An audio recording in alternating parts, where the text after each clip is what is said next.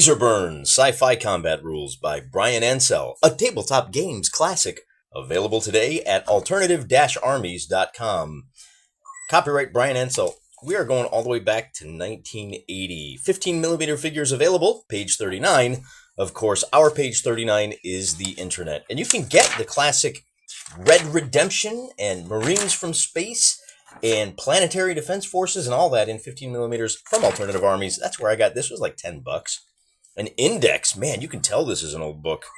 They seem to care about their readers. Crazy, right? Hey, today we're going to do a couple of squads versus a big squad. Well, a squad of big boys. Take a look. The big boys are the big snakes. These guys are available from Brigade Models. The orc-looking guys, actually, these guys look more like the big uglies from Fifth Element. I can't remember what they're called. I keep wanting to call them the Zorgs, but that's the name of the bad guy. Anyway, except for this guy, he is from Alternative Armies as well. He's actually from the Space Vikings line. Anyway, notice he's the only one wearing a full body suit of light armor. We're going to call that the full body light armor. The leader over here, he only has, in all of the orcs, everybody's wearing light armor on the upper body. See the little body chest and the shoulder pads they're wearing? We're going to call it light upper body. That's it. No headgear. I don't think. Does anybody? Nope. Kind of crazy going into battle without a bucket.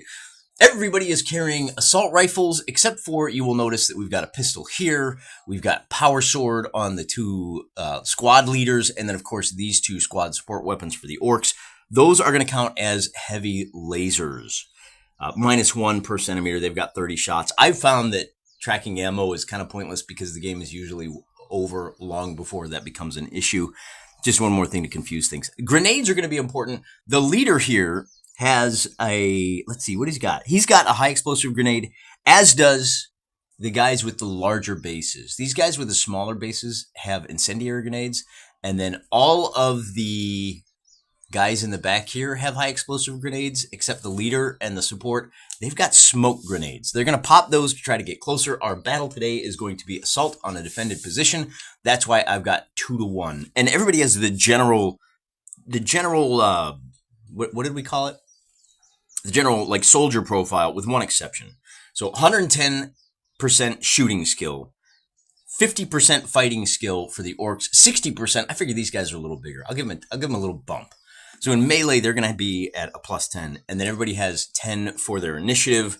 I'm actually going to roll initiative by squad. Normally in this game, you roll a d10 for every figure on the table, but because I got 20 figures, that's a lot of d10s to clutter up the space. So I'm just going to roll for each squad, and we'll move each squad individually, with one little exception. Because he's got the heavier armor, he has to move last in this squad. I hope that makes sense. Let's take a look at the battlefield setup. We're on the edge of a nice grasslands, and as you can see, we've got two prepared fixed positions. The snake men have taken cover behind the rocks and the fallen logs. They've got basically two foxholes, and our space orcs are going to come in from the grasslands down here on the south side of the battlefield, and they need to move in. Hey, I got little feathers. Somebody is, once again, say hi, Biscotti. She's preening herself and keeping us company. So if you hear the odd little chirps, that's what that's all about. And then the grasslands down here, you can see those. So those are cover. These are fully blocking line of sight. They provide cover if you're touching them. I should say if you're behind those. Most of these pieces of terrain, if you're touching them, we assume you're in the fringes and the verge and you are in light cover. And again, for the grasslands, but for these guys, we're going to call those a discrete thing that you have to hide behind. And of course, our little aquarium plants, those stands block line of sight. And they block it the whole way. So, like, if you're standing right here, this whole corner, regardless of what the miniature can see, think of it like a cylinder here, or a tall feature there that just, it's, you know what I mean, like a block drop down. It has that same effect, if you will. I think we're ready to get going. The space orcs are nobody's fool. They are refusing the left flank. They're gonna ignore that foxhole, and they're gonna focus their power over here. The guy in the light is going to try to go first and draw aggro. We really want to get this heavy support weapon up as close as we can to just lay down some hate. In the meantime, the actual leader is going to kind of work his way around this way, see if he can get a little bit closer and hit him in the flank. If we can combine all of the firepower on those snake guys, I think things are going to work way better for them. And by them, I mean the orcs will roll for initiative. Everybody's got a +10, so there's a 7 for this squad. There is a 4 for that squad, and for the snake guys, I get a 5. Now remember, In this game, and there's the 5. In this game, everybody starts on Overwatch. So as soon as you start moving, the snake guys can open fire. With the high score being the 7, we got to move these guys first. Probably not for the best. This squad here on the left, of course, moves first. And as they move up, this snake guy is going to open fire on the first guy to move in, and then the rest will follow suit. So I've already moved everybody up. And what about the other guy who was there? He's got a clean line of sight. He's going to take a shot at this guy. So basically, just shy. Like, we'll pick this one to be the first. We're going to be shooting at him and him with these two figures. They are stationary, but they are firing on Overwatch, and that's going to make a difference. Meanwhile, on their activation, we've left one snake man over there securing that left flank for them, and we've moved 2 more over. They've already moved, they're done. So essentially, their whole turn is going to be opening fire on a couple of these guys. Make sense? So I have to figure out what happens with this shot and with this shot. In both cases, the target is running. That's minus 30 to your weapon skill. That's what you need to shoot. So we start at 110, and we subtract 30 because these guys are running. Then we add 10. I'm going to assume that they're in a dugout. They're resting their weapons so they can take their time. So we're at a total of minus 20. That's a 90% chance to hit. And then the target is behind cover, so that's 80%. And because he's firing on Overwatch, that means we cut the number in half, and we need to roll a 40 or less. So 2 shots. Oh, plus semi-auto, we're firing twice at minus 6 on both. So we've got a 34 to hit. The red die is... So it doesn't matter which one, but for the record, the red die is the 10s die. So that's going to be a 12 on the first shot, and that's going to be a 45 on the second. So we get 1 hit here, and then we roll twice over there, and we get a 92 and a 22. Doubles always miss for some reason. There's always a chance you're not going to make it. So the 20. So we missed twice over here, and this guy is going to race up and take cover behind these pointy bushes. Need to find out what happened to this guy, and so to find that out, we roll first on the location chart, and he's going to take a shot in the lower body, which is unarmored. That is automatically a hit, and we go immediately to the effects of the throw. Because we are firing with, incendiaries, robotics forwards, it's got to be this one, slug throwers. That's what we got. So we roll a d10 to find out what happened. And because we hit him in the limb, it's either going to be a serious or a light wound. Rolling that, we get a 10, and as you can see, a 0 is a light wound. So we want to roll low on that to keep people surviving. Did I get that right? We're here. That's a light wound. What is the effect of a light wound, I hear you say? I don't know. I got to look it up. It says here what the serious wound effect is. We reduce movement by a quarter, so we'll move him up, and we just have to remember that he moves 7.5. I could probably put a marker over it, to be honest with you. I think I'm just going to leave these guys here. They're just going to be shooting at these guys, so I don't need to really worry about that one. That's the end of the turn. It's just that easy, people. I don't know why people think this game is that complicated. Probably because it's one of those more or less simulationist games that tries to take account for all kinds of things. So I've got a 5 here, I've got a 0 there, and I've got a 4 over there. We start at I think I got that backwards last turn now that I think about it. Maybe this is why people say it so hard. These guys are going to move first, and so what we'll do is we'll bring this guy up, and we're taking advantage of, we're going to bring this guy up. And so this is if you've ever played, squad leader, fighting the tractor works, you know how this works. We're going to send a guy over to draw some aggro, and he's going to take a shot over here. Oh, you know what I forgot on those bullets? I forgot the -2 for every centimeter. Because we were 22 away, boy howdy, that's a big difference. It's a -44 altogether. So I don't think there was any way that anybody would get hit. All right, so we'll just scrub that. We're still too far away. We're going to wait for the final assault. And so as I was saying, if you shoot this far away, I think we're just going to be able to run these guys again. That was a good warm-up. I regret nothing, as they say. We're going to try to get as close as we can without knocking over all of the terrain. So we'll bring these guys up, and it's that same thing where send a couple of guys around, draw some fire, and then we'll bring our heavy hitter, we'll bring our leader over so he's got eyes on both sides, and we're just trying to get set up over there. So that's the 20. Then these guys get to go, and we can assault with this guy. He's got the light armor and he's got the power sword. But first, what we're going to do is he's going to pop smoke.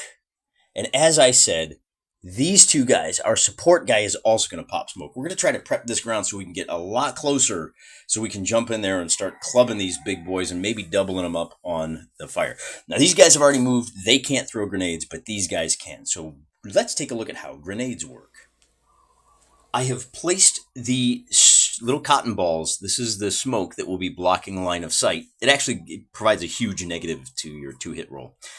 Right where I want it. So this guy's throwing one here. This guy's throwing one here. They are 10 centimeters away from the figure because that gives me a nice even 70% chance of landing exactly where I want it. So a 72, we missed by 2, and that means it's going to drift 2 millimeters. I got to roll a D10, 1, 2, 3, 4, and then 5, 6, 7, and 8, 9, 10. That's where it ultimately lands. But I got to move it 2 centimeters, which is it oddly enough, so just 2. It's basically the width. These are about 3 centimeters across, so we'll move it like that. And then do we land right here? Let's find out. On an 82, we miss by 12 centimeters. And with a 0, that 12 centimeters means it's going to land basically right behind him. So good job there, guys. Not exactly the baseball all-stars here. Then at the end of the turn, let's see, let me just make sure I get this right. I'm going to read it. It produces a further area of smoke is added each turn on the downwind side until the turn a 6 is thrown on a d6. Then remove them, 1 area of smoke per move, starting with the original one. The question is, what direction is the wind blowing? And I probably should have established that before we drop these. These guys would know. It might have changed where we wanted to land it. I'm going to just roll a clock facing with 12 to the north. So the wind is blowing to the 1 o'clock direction. Now, it says every turn. I'm going to do that at the start of the turn, at the start of every turn. And that means that our snake guys are going to get some extra shots. I'm going to bring him right up here. I want to try to get as close as I can. And then we'll bring him over and we'll bring him up. And I've got basically, what do we do right there? I've got some shots now. I do have an open line of sight back here to a guy in cover. And I know you can't see, but he's shooting one of these. There you go. There he is right there. We'll just move the blocking terrain out of the way. He's going to roll a double tap. These guys might wind up having to come back around this way since the smoke is not cooperating. He's rolling a double tap, and he is going to be at a pretty low chance to hit. He is separated by 21. That's a minus 42, but we will give him the credit for resting an 88 is an automatic miss. And then a 55 is also a miss. A lot of doubles today. And then we are going to just kind of unload on these guys. We've got a shot here. We did move a little bit, so we're an additional minus 10. We're at minus 40. Takes us to 70. He is in cover. That takes us to 60. We moved. We are at a 50% chance to hit. We get a 66. Wow, nothing but doubles today, huh? And a 68. And then I've got this guy firing over here. He's going to get a 91. We need to do some marksman's drills with these guys. 88. Bonkers, man. And then I got one more guy firing. I guess we'll call it right here. We finally get a 24. That's going to be a hit. And then a 74 is also a miss. So we roll for location. And for location, we get a 23, which is the left arm. That may wind up being a reduced chance to hit. A number 7 on the effect, because he has no armor. That is going to be a light wound. So he's going to be at a minus. When you have a light wound, he's going to be at a minus on his future 2 hit rolls. Now I roll a d6. This is at the start of turn number 3. And on anything but a 6, we add a cotton ball to each of these. So I got a 4, okay. And we go drift in this direction. And we're going to drift in this direction. So towards the 1 o'clock clock face. And yeah, I think we're just going to hunker down. We're going to hang tight. We could probably return, now that I think about it, we could probably return fire with these guys. But we are going to be at an even more reduced chance to hit. Because, yeah, why didn't I fire with these guys? Well, on turn number 3, I think I will. We'll roll for these on the right. These guys over here get to go first, and then we'll roll over here, and that's a 7. So the snake guys get to go first, and nothing much has really changed. They're going to be firing over here. I've got basically 4 shots at these 2 guys, and then I've got a couple of well, I don't have shots at this guy anymore, and it's a very reduced chance to hit because now the smoke is in their eyes. What do we do there? Maybe what we do is bring this guy around, and we can get some flanking action on them too. We'll bring him 20 centimeters over to here. Oh, this guy, you can't see him. See that guy? He says, hey, I'm going to go ahead and try to get close enough to put some hurt on these guys myself. Might take him a turn or two, but it's still kind of worth it. He is going to be 60 centimeters away if our orc decides to take a shot at him, that's 30 centimeters, which is going to be at a minus 60. So he's already at minus 50 on that one. And he appeared... So we could shoot at him on Overwatch, but I don't think we want to do that. I think we'll wait. This snake guy, as I said, we're going to roll 2, 2, 2, and 2. So for the first guy over here, we get a 59. And we said that with all of the penalties, we're looking at, we're 20 centimeters away. So we're at 70. And then between the cover and the resting weapon is 10. If the target's not moving, but he is behind cover, so the resting and the behind cover negate. The only other thing we've got to deal with is basically it's just the distance, isn't it? Fire, because nobody's moving, nobody's running. Yeah, we're just looking for a 70. 59 is going to be a hit. The 39 will be another hit. So this guy takes 2 shots. He takes 1 to the lower body and 1 to the right leg. 1 to the lower body, 1 to the leg. And we'll say the lower body first and then the leg. So between a 7 and a 0, remember on this, low results are bad. Hit to the body is going to be 2 light wounds. So he is moving at half speed.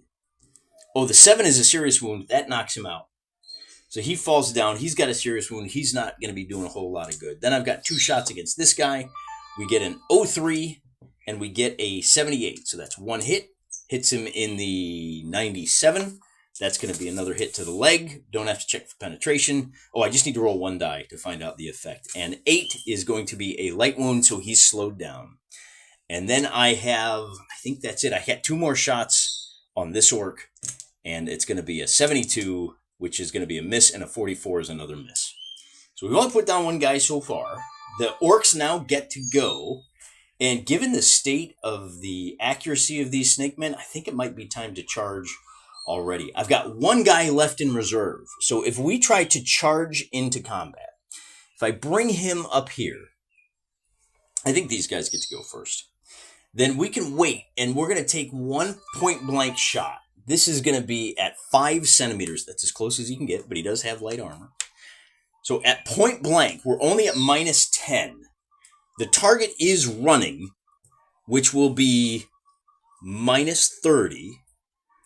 We are at, this is going to be almost a guaranteed hit, 80. So we're going to fire twice with an 80% chance. We get an 08 for a hit, and we get an 89, which is going to be a miss. But the 1 hit is going to hit him in the leg, the left leg to be precise. And with that, we are going to do 4, which will be with a slug thrower, a 4. That's a serious wound. And the serious wound to the limb, unusable for the rest of the action. Weapon carried is dropped. If the leg, if the arm hit, you drop your weapon. In the leg, he can only move at half speed. But because it's a serious wound, he is also knocked out, and he has to roll to recover. That's not necessarily such a bad thing for us, because it does mean that all of the firing is done for the snake guys, and we can actually go ahead and bring our assault weapon up. Everybody is going to move up. Oh, everybody's done firing. I'm going to bring him up 20, and I'm going to bring him up 20 as well. I'll bring him into the smoke, so I got a couple of guys in the smoke. And then we're going to wheel these guys around too, and these guys are all running. I'm going to have him set up in cover. And he's going to be backed up by the leader. And then the rest of these guys are going to race up to right about there. And that's about as far as they can go. And they're doing that for a reason. Well, yeah, they're doing that. That's probably pretty good. I can roll for this guy who's wounded. Oh, he's wounded on this turn. I gotta wait till next turn. Oh, wait, I blocked my support weapon. He's got to come up like right here. That way my support weapon has a clear line of sight at these two guys. And that's not quite going to be it. Because I only moved this leader 10 centimeters, he can throw his grenade right here. We've got one... Oh, wait, he's got a smoke grenade. I need to bring somebody back. Who's only going to move about halfway? Whoever was in front is going to stop right about there.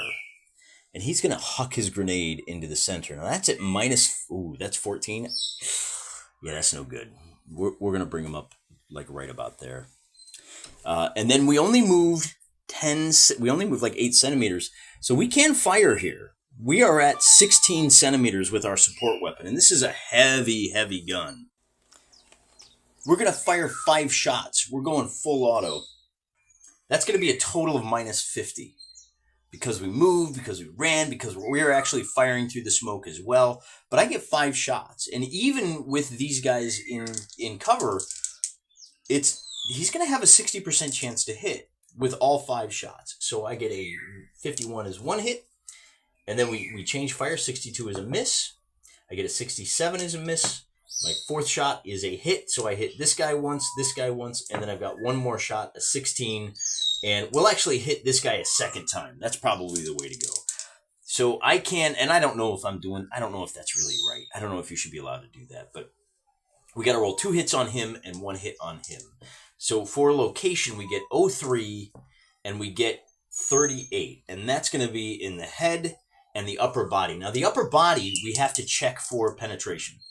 And to do that, we take a look. We are at 14. There's a roll down here. This is basically the armor save. So we are firing with a heavy gyro, and we are at medium range. It's a heavy gyro. There's no adjustment to that. And with the light armor, that's a 40% chance. So there's a 40% chance that we penetrate. We get a 24. We did. So we hit him in the body and in the head. And that means we roll, the red die will be for the body. So with between a 2 and a 3, with this type of weapon, right? The slug throwers, heavy lasers, blast areas, the body shot is going to be a 2, and that means we're dead, and a headshot is dead. So we killed this guy with some long range fire, and we still have a 1 hit on his friend over here. A 77 is going to be a hit on the right leg. Automatically, so there's no penetration check. So we just look to see what we did. With a 9, that's a light wound, and we've seen that before. It just slows him down, but he's not really going anywhere. So that's going to be about it. If this guy moved 10 centimeters, we probably have a couple of shots, but if you miss, there's a 2% chance you hit your friend. We're not going to do that this turn. We may wind up charging into melee next turn. It all depends on what our initiative rolls are. Notice we did leave a corridor through here. We might be able to get some shots off with him, but it depends on how these guys move. So that's the end of the turn. We roll for initiative, and I'm going to roll for the orcs over here on the left-hand side. I'm going to roll for the snakes with the white die, so they get a 19, and then I'm going to roll for the orcs over here, and they get a 3. And this is a terrible result for the orcs. Oh, before we do that, it means that the snakes are going to have just wide open fire. They get to go first. We were really counting on one of these dice to beat this one so that we could start dropping grenades in there. But I need to roll, and if I get a 6, we start taking smoke off. And we do. So first smoke goes, second smoke goes. Or actually, it's the other way around. These 2 smoke go goodbye because they're starting to dissipate. The snakes get to go first. And then these guys get to go. So what are the snakes going to do? Well, I think I'll run this guy right up to here. He's in cover. I do have a single space orc down here. He gets a chance to recover. We'll roll to see if he stands up. And then, of course, the guy in the light armor gets a chance to recover as well. And for recovery, we roll a simple d6. On a 6, our boy stands up. So the guy down off screen to the bottom, he does not, and neither does our guy in light armor. And that means it's time for the Snake Boys. Now, as I said, he moved up into position. He's just going to hang tight, and he's ready to just start dropping hot lead. I have 4 guys who are all ready to just start laying some pain down on their enemy. The leader is going to fire here with his pistol. Now, he does have a pistol, so he's got a slightly different suite of modifiers. We'll have to look those up. I moved him over a little bit, so we'll give him the -10. He's starting at 100, but the guy he's shooting at is just a scant, we'll call it 8 centimeters away. And when you have a, what are we going to call it? Let's call it a bolt pistol. We'll call it a big one. Yeah, he's got the bolt pistol. That's a -3 per centimeter. He is firing at a target who has not moved yet. I mean, we knew the guy moved last turn, but he hasn't moved yet. So I think all these guys are counted as stationary. Yeah, so the only real modifier we've got is a +10 for resting our weapon, which is negated by his moving. So it's really just going to come down to the distance. So at a -3 times 8, we're at -24. It's going to be hard for this boss man. He's going to hit with a 54, and he's going to hit in the leg, and that means no protection. And a 6 means weapon effect. So with a 6 to the limb, we are at the light wound. I'm just looking to see if it's a serious wound at this point. So he takes a light wound. Then this guy is going to fire a couple off at him. So that's 2 shots. And with the assault rifle, it's actually, he rolled a 41, but it's actually going to be even better for him. He's only 4 centimeters away. And with the assault rifle, that is just -1 per centimeter, isn't it? No, it's -2. So he's at a total of -8. Yeah, he's going to hit automatically. So we're going to check twice. He's got a 102% chance of hitting. So we hit in the 54 and we hit in the 14. That is a boom headshot. The headshot, I just need to roll a D10. That is likely to do some serious damage. It keeps bouncing around on me. Headshot with a 5 is going to be a serious wound. Is that right? Yeah, head 1 through 4. Oh, he's blinded. And he's KO'd. So he goes down and he can't see, which is going to make it a little hard for him to do literally anything. Then, because this guy is, we're going to go ahead and open fire here. Again, with the double tap, we get a 70 as a hit, and we get a 40 as 2 hits. So we'll roll for location. We get 62, and we get 30. The 30 is a left arm and the lower body. So the lower body is unarmored, and we'll roll red for the lower body, the 2 for the limb, and that means the body shot is going to be a KO'd, and the limb doesn't really matter at that point. Then I have 2 more shots from this guy over here, and maybe they're just going to get overwhelmed. The 63, of course, is a hit. A 94, of course, is a hit. I'm really just checking to see if I got doubles. Oh, yeah, there's no auto hits. You always have a 10% chance that you missed. I forgot about that. Okay. Oh, well, it's fine. We'll let it slide this one time. So I got 2 hits on this guy right here. I got a 73.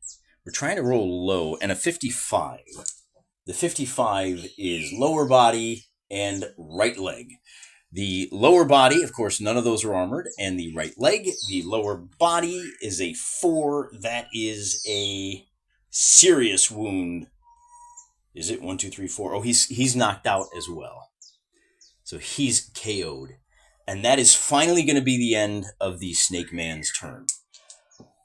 Then we have this guy who is going to move. Boy, what do we do here? Should we just drop in place? We're going to lose the benefit of our smoke here pretty soon. I know what we do. We move up, and we're just going to start dropping grenades like they're going out of style. I've got 1. Well, actually, I think I'm going to go ahead and leave him steady. So first, he's going to dash up, and he's going to drop a grenade right here. Well, we might as well get as close as we can if that's what we're going to do. He can move a total of 10 centimeters. We'll drop him right here. The only problem there is If you miss, it could bounce right back into your face. Be that as it may, we're throwing it 6 centimeters at a guy that is in cover and we moved. That is a total penalty of 6 times 6 is 36, plus 10 for the moving, 10 for the cover. That is a total penalty of 56. We get a 36 and we drop it, bang, right on top of his head. And that's going to be a real problem for our snake men. The effect of an explosive grenade is a little bit different. Because he is wearing flak armor, we have, well, let me just double check this. Everybody in the inner 3 centimeters, which basically means just this figure, as you can see, his base is about 3 centimeters, takes 3 hits, and his buddy right next door is going to take 1 hit. So we'll roll for location. We get an 84, we get a 27, and we get a 19. Now, the 19 is going to be the right arm. The 24 is going to be the left arm. And the other one should be the lower body. So I'm going to roll for the left and the right arm, see what happens. We get a 3 and a 0. When you take a... Oh, let's see what it looks like here. Blast area. So we have a new chart here for the blast area. The body is a series. Oh, these are both in the limb, right? So the 3 means we take 2 light wounds. He drops his weapon, and then the 38. Oh, okay. So the 38. I forgot. This is for the body, rather. So when you take a wound with the blast area, I rolled a 6. That's going to be a serious wound, and that's going to knock him out, and he is now seriously wounded. So that will be a prop. Oh, that's this guy, isn't it? This guy takes a serious wound. I have to roll the 1 hit for this guy is going to be in the 52, which is the lower body. Not good. He's got no armor there. He's going to take a 1, and that means he is dead. So we'll take him out as well. And I still have this other squad to go. I'm going to start with the firing, and that's going to be 5 shots. He's resting his weapon, so that negates the cover. He's 12 centimeters away. That's at minus, with the heavy bolter, the heavy gyro, he is at, heavy bolt, minus 1. So he's only at minus 12. So he has a 98% chance of hitting, it looks like. He didn't move. He's resting. He's in cover. Those negate. Yeah, so it's just the distance. And at minus 1, holy cow. 1 hit. 92 is a hit. 43 is a hit. 38 is a hit. The 44 is a miss. And I think I have 1 more. And 84 is also a hit. So I get 4 hits. And I got to check location 4 times. 97 is going to be a body shot or lower limb. 49, 54, 25. Well, I'm really looking for that. 01. And 53. So that's 2 shots in the limbs. Let's roll for the effect of those. We get a 1 and a 5, and that means we have a serious wound, which will put him down. And the only guy left is the leader and this guy over here who will be able to attack next turn. But I think we're just about done because this leader still has the ability to run in, and we're going to do a little bit of melee, but he's going to have some help too. I'm going to bring these 2 guys who are part of the second squad. Is there anybody left? 1, 2, 3. Yeah. So we're just going to jump in with everything we got. Nice little close-up shot with room to roll the dice. By the way, the incendiary grenade does leave... explosive grenade does leave a nice big cloud of smoke. And we probably should have dropped a grenade. These guys had grenades too. Maybe the guns weren't the best option. Maybe they should have been throwing little pineapples themselves. Anyway, for melee, you got to throw a little melee in, right? And our snake guy, remember, has a skill of 60, and our orc has a skill of 50. So we're going to roll some percentile dice, and then we'll add up a whole bunch of modifiers. So we get a 70 on one side, and we get an 82 on the other. Then we add in the modifiers. The snake guy is going to be at plus 20 because he has a handgun. And I think that's about it. So he gets a total of 102. And then, yeah, that's... Oh, but he has a minus 50. So he's at 52 because he's being tag teamed. And I think that's just about it. Is there anything for... Nope. I'm looking to see if there's any... If you're defending an obstacle, I don't see any of that either. Maybe we count the obstacle as light armor, so that takes him up to a 62. But I don't think it's going to matter because our orc guy is attacking not with a handgun. He actually has a handgun and he's got a power sword. That sword is worth 100 points. He's going to be up to, man, like 170. And then with a handgun, he's up to 190. Oh, no, I'm sorry. If you're using two weapons, it's minus 30. So if he's just using the power sword, yeah, well, here, I can show you. Well, let's take a look at what that means for the modifiers. For our snake guy, he's got a handgun, so he's at plus 20, but he does have an extra opponent, so he's going to be at a total of minus 30. And I think that's about it. Maybe we give him plus 10 or plus 20. Well, these guys are running into combat, but he is defending an obstacle. So maybe we just say that the diving running into combat is negated by the obstacle. So really, we're just at a total of minus 30. So the snake guy gets a total result of 52. And let me just turn the die here because I won't remember that number after I shout out a bunch of numbers for the other modifiers. Very much a two-player game. It's so much easier because you can calculate yours, your friend, or you calculate your friends, he calculates yours. Now, for the orc guy, he's got a handgun, so we get plus 20, but we're going to use the sword instead. That gives him plus 100. And then, like we said, everything else kind of negates. So that means we are at 170 to 52 for a total differential of 112 points. What does that mean? It means a little bit less than I realized. When you win the combat,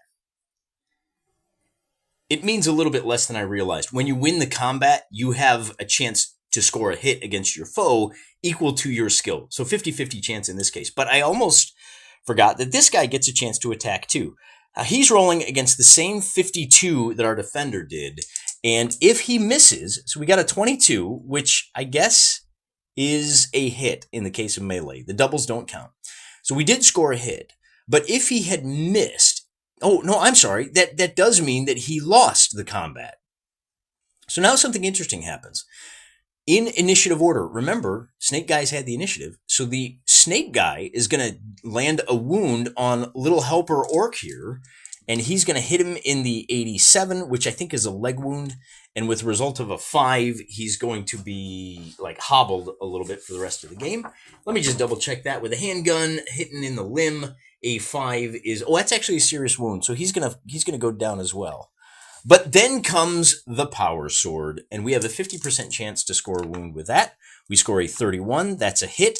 And what's the location? It's going to be a hit in the 61, which is the lower body, no armor. So we're just going to roll to see what the effect is. And with a result of a 5, getting hit with a power sword in the belly is going to be a serious wound, and that's going to knock him out and down. And then this last little snake guy down here hiding behind the wreckage of the successful defense, he says, you know what, somebody should probably get home and tell the leadership, the mother snake, and he's going to take off. And that's really going to be the end of the game.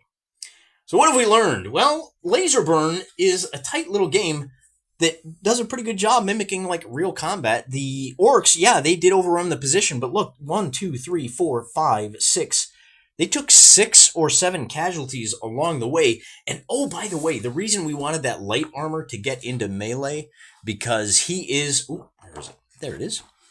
He's at -1. He gets a 50% boost. Whatever his die roll is, times 1.5, that's huge. He's just going to carve through those guys.